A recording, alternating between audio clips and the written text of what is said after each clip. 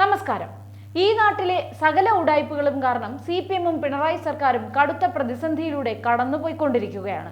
ഈ സമയത്താണ് TP ചന്ദ്രശേഖരൻ വധക്കേസിലെ പ്രതിയായ കൊടിസുനി അടക്കമുള്ളവർക്ക് ശിക്ഷാ ഇളവ് നൽകാനുള്ള നീക്കം നടത്തുന്നത്.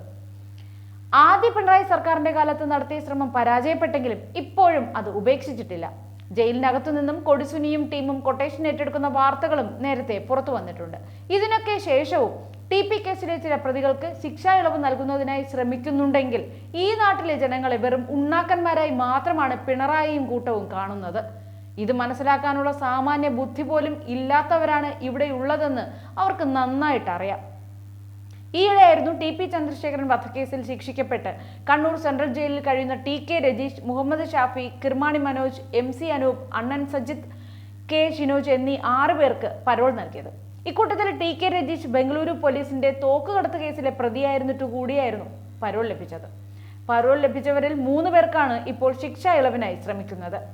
ജയിൽ സുരക്ഷാ വാർഡന്മാരെ ആക്രമിച്ച കേസ് ഉള്ളതുകൊണ്ട് തവനൂർ ജയിലിൽ കഴിയുന്ന കൊടിസുനിക്ക് പരോൾ ലഭിച്ചിരുന്നില്ല. എന്നാൽ ഇപ്പോൾ ശിക്ഷാ ഇളവിനായുള്ള നീക്കത്തിൽ കൊടിസുനിയുടെ പേരുമുണ്ടെന്നാണ് റിപ്പോർട്ടുകൾ.